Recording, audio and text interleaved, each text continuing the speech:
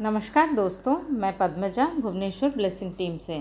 हम चर्चा कर रहे हैं तरकम सध्यान जी के द्वारा लिखी गई किताब कर्म और पुनर्जन्म के 8वें चैप्टर में। जो 8वें चैप्टर में हमने सारा जो उसका जो टेक्स्ट पार्ट था हमने कवर कर लिया है। अब कुछ क्वेश्चन आंसर्स हैं जिनको हम टैकल करें। मतलब हमें ये जो चैप्टर में हमने जैसे जाना कि कितने तरह का वर्ल्ड है, मतलब अदर वर्ल्ड क्या क्या है, उसमें किस तरह के लोग जाते हैं और हम किस तरह जागृत रह के हम अपने कर्म को जान के वापस आना है, वो सब हमने जाना अब तक। तो अभी तक हमारे मन में भी कुछ सवाल उठे होंगे, तो लेखक ने कुछ सवाल खुद ही मेंशन किया है और उनका जवाब दिया है। तो आइए जानते हैं वो जो सवाल सब हैं वो क्या है। वो पहला क्वेश्चन उन्होंने कवर किया है कि what is the difference between responsibility and mission. मतलब प्रयोजन और मिशन में क्या अंतर है। एक जिम्मेदारी, प्रयोजन या एक आप रिस्पॉन्सिबिलिटी जो है वो जिम्मेदारी है, वो एक क्रिया है जिसे आप अपने संभावित भलाई के लिए करने का निर्णय लेते हैं। मतलब रिस्पॉन्सिबिलिटी आपका खुद का है, एक चीज़ के लिए आपने डिसाइड किया है कि आपकी भलाई के लिए आप वो काम करेंगे, तो वो आपकी रिस्पॉन्सिबिलिटी हुई।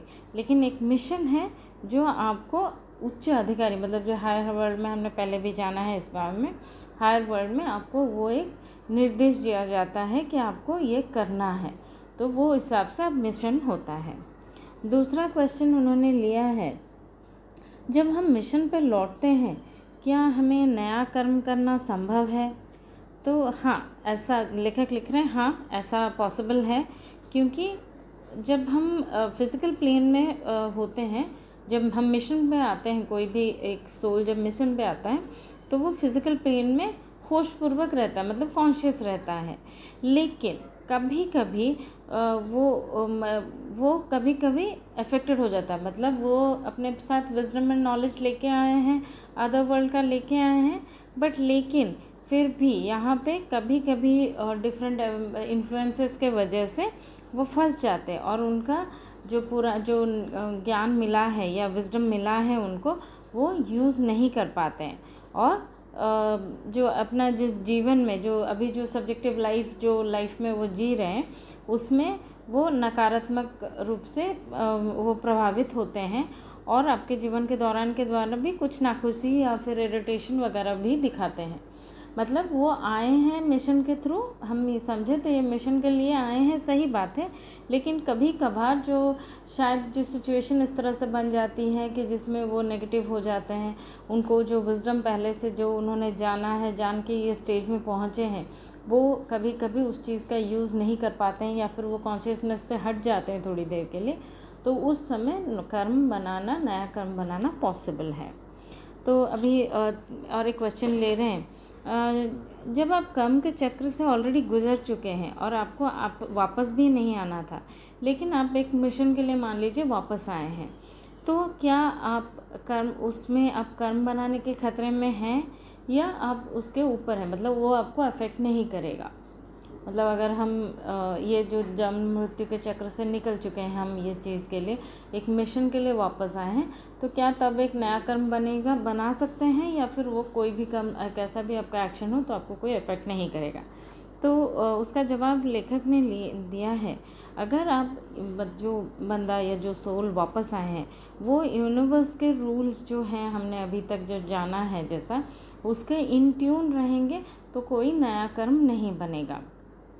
लेकिन अगर आप मतलब वो यूनिवर्स के अगेंस्ट जाएंगे तो कर्म बन सकता है, मतलब वो कानून के खिलाफ होगा। जैसे हमने अभी जो लॉ ऑफ जो प्रिंसिपल्स ऑफ जो हमने लव लाइट एंड ब्यूटी की थी, वो जो नेचर के जो आपके नेचर के रिक्वायरमेंट के हिसाब से अगर इंट्यून रहेगा तो नया कर्म नहीं बनेगा, लेकिन अदरवाइज़ नया कर्म बन सकता है।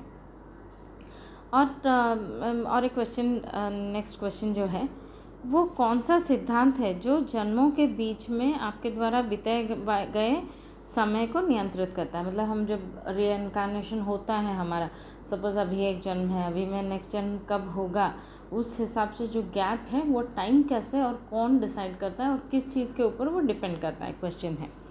और लेखक इसका आंसर देते हैं समय की मात्रा जो है वहाँ पे हम बाहर कितने अदर वर्ल्ड में कितना टाइम बिताएंगे वो हमारे फिज़िकल प्लेन पे किए गए काम की तीव्रता या इंटेंसिटी के ऊपर डिपेंड करती है। मतलब हम किस तरह का काम किए हैं और कैसा हमारा अंडरस्टैंडिंग रहा है, उस हिसाब से वो टाइम को वो रेगुलेट करता है। अगर मतलब बिलो एवरेज जो लोग हैं वो बहुत जल्दी वापस आ जाते हैं, वरस इंटेलिजेंट लोग जो बहुत सारा कम बनाते हैं वो अन्य संसारों में लंबे समय तक रहते हैं। और जो वेरी एडवांस पीपल हैं वो अन्य संसारों में बहुत कम समय या लंबे समय तक भी रह सकते हैं, जब तक वो मतलब वो खुद जब डिसाइड ना करें कि उनको कब आना है या फिर क्या फ़ैसला लेना है, उनकी डिसीजन होते हैं।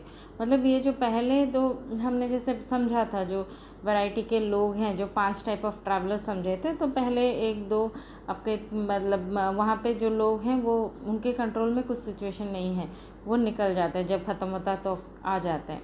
बट जो इंटेलिजेंट लोग हैं वो भी लंबे समय तक रह पाते हैं। और जो वेरी एडवांस जो 4th या 5th लेवल पे जो लोग होंगे वो जब तक खुद डिसाइड नहीं करते तब तक नहीं आते हैं। नेक्स्ट क्वेश्चन जो लेते हैं, यदि एथरिक प्लेन हमने अभी तक जो सुना था इसमें कि एथरिक प्लेन सूर्य से ऊर्जा अब्जॉर्ब करती है, तो अगर एथरिक प्लेन में अगर अपराधियाँ, आत्महत्या, गर्भपात, इन तरह का जो सब लोगों का सोल वहाँ पे अगर जमा होता है तो वहाँ पे जो एनर्जी है वो बहुत सारा एनर्जी वो लोग एब्जॉर्ब करते होंगे। तो इन दैट केस जो मतलब जो एनर्जी अर्थ में पहुँचना चाहिए वो क्या उससे इंटरफेयर होता है क्या? जब बहुत सारे लोग अगर ओवर पॉपुलेटेड हो जाए उस जगह पे तो क्या उसका इफ़ेक्ट होता है? तो लेखक उसका उत्तर दे रहे हैं, ये सच है, हो सकता है, क्योंकि एथरिक बॉडी माध्यम पर मतलब वो जो एथरिक बॉडी जो है अर्थ के ऊपर वो आने वाली और जाने वाली ऊर्जा को नियंत्रित करती है। हमने जब देखा था, पढ़ा था पहले इसके प्रकरण में जाना था कि जो भी एनर्जी आ रही है वो लेकर रिसेप्शन डेस्क जैसा है, वहाँ के थ्रू से ही एनर्जी आता है। लेकिन अगर इस तरह के जो जैसे उन्होंने मेंशन किया, जो आत्महत्या, गर्भपात और एक्सीडेंट्स वगैरह, जो इस तरह के लोग होते हैं, अपराधियाँ जो वहाँ पे फंसे हुए रहते हैं, तो उनके वजह से वो ऊर्जा प्रदूषित होती है, मतलब पोल्यूटेड होती है। यदि बहुत प्रदूषित हो जाए तो वो जो ग्रह है उसको डीके भी कर सकता है। ऐसे ही कुछ ग्रह पूरी तरह से नष्ट भी हो गए हैं। और जब इस तरह का बाहर जो पॉल्यूटेड होना शुरू होता है एथरिक बॉडी, जैसे हमने बॉडी में समझा था, हमारे जो पर्सनल बॉडी में समझा था कि एथरिक बॉडी हमारा अफेक्टेड होता है तो हम बीमारियों की चपेट में आते हैं, वैसा ही वहाँ पे भी अगर हम उस तरह का सिचुएशन में होते हैं तो वहाँ पे भी उसी तरह का ही जो इफ़ेक्ट है जो फिज़िकल जो एथरिक बॉडी पे है, वहाँ पे भी अराजकता या कैओस में वो ग्रह चला जाता है। और अब तो लेखक लिख रहे हैं, हम एक अच्छा ग्रह कैसे बनाएंगे? जब हम सभी मानव मतलब सब लोग जो कर्म के इफ़ेक्ट को वो जानेंगे और परिणाम को देखेंगे, फिर इकट्ठे होकर डिसाइड करेंगे एक अच्छे वर्ल्ड का निर्माण करने के लिए, तभी ये पॉसिबल होगा। और लेखक लिख रहे हैं, हाँ ये बिल्कुल सही मतलब ये पॉसिबल हो सकता है, ऐसा उन्होंने कभी नेगेट नहीं किया है कि ऐसा नहीं होगा, ये डेफिनेटली पॉसिबल है। और ये जो हमारा ग्रह है वो लेखक लिख रहे हैं, हमारा ग्रह जो है वो एक अंतरिक्ष के समुद्र में कितना खूबसूरत एक गोला है। हम इसको इतना सुंदर बनाएंगे कि उसकी भविष्य की प्रगति के लिए ये एक वंडरफुल यूनिवर्सिटी है, क्योंकि हमारी जो आगे का डेवलपमेंट होता है, हमारी जो सोल डेवलपमेंट होता है, हमने अभी तक समझा है कि इसी लेवल में ही सोल डेवलप मतलब फिज़िकल लेवल पे ही ये सोल डेवलपमेंट होता है। तो इसी वजह से ये जो सोल डेवलपमेंट की प्रोसेस है ये यही है। तो this is a wonderful university. तो हमें ये मतलब इसको संभाल के अच्छी तरह रखना होगा। नेक्स्ट क्वेश्चन आ रहा है, मेंटल प्लेन में कुछ लोग कैसे जाकर भी सोए हुए रहते हैं और कुछ लोग ईथर प्लेन में ही अपने कार्यों के परिणाम जान लेते हैं। मतलब जबकि हम समझ रहे हैं कि ईथर प्लेन के बाद मेंटल प्लेन वगैरह है। ईथर प्लेन में लोग अपनी जो कर्म किया है उसके परिणाम देख लेते हैं, लेकिन मेंटल प्लेन में वो लोग सोए हुए क्यों होते हैं, एक क्वेश्चन है। उसका उत्तर लेखक ने दिया है कि ईथर प्लेन में आप हमेशा जगे हुए रहते हैं, क्योंकि वो मतलब एक ब्रेन है जो आपका ईथर रेप का ब्रेन जैसा ही उन्होंने कंपेयर किया है, क्योंकि वो एथरिक ब्रेन है हमारा। जब हम मतलब भौतिक मस्तिष्क से बाहर निकलते हैं, मतलब फिज़िकल ब्रेन से हम जब बाहर निकलते हैं तब हम एथरिक ब्रेन में चले जाते हैं, मतलब फिज़िकल ब्रेन से बाहर निकल के हम एथरिक ब्रेन में जाते हैं। इसके लिए वो तब काम कर रहा होता है जब आप अचानक मर जाते हैं, उस सिचुएशन में वगैरह वो काम कर रहा है। और वहाँ पे अगर या वहाँ पे फिर क्या होता है, आपको एक रॉकेट आया और आपको सडनली मार देता है, तो वहाँ पे आप सो जाते हैं। तो जो वहाँ पे मोस्ट ऑफ द इनहेबिटेंट्स, अधिकांश जो निवासी हैं वो जागृत हैं ईथर प्लेन में, पर मानसिक तल या जो आपका जो मेंटल प्लेन या इमोशनल प्लेन है वो बहुत आगे है, बहुत दूर है, इसलिए वहाँ तक सचेत लोग नहीं रह पाते हैं। जो एनर्जी है ये इसी लेवल पे इथरिक प्लेन में अब थोड़ा बहुत एक्टिव होते हैं, बट फिज़िकल और मेंटल लेवल पे जब माफ़ कीजिएगा, मेंटल और इमोशनल लेवल पे जाते हैं वो बहुत दूर है, वहाँ तक ट्रैवल करते करते बहुत लोग सचेत नहीं रह पाते हैं। बस दोस्तों, आज के लिए सवाल इतने ही हम लेंगे। अगले प्रकरण में हम और जो सवाल, उन्होंने काफ़ी सारे सवाल के जवाब दिए हैं, उन सब के बारे में डिस्कस करेंगे। तो दोस्तों, आज के लिए इतना ही। तब तक खुश रहिए, स्वस्थ रहिए। धन्यवाद।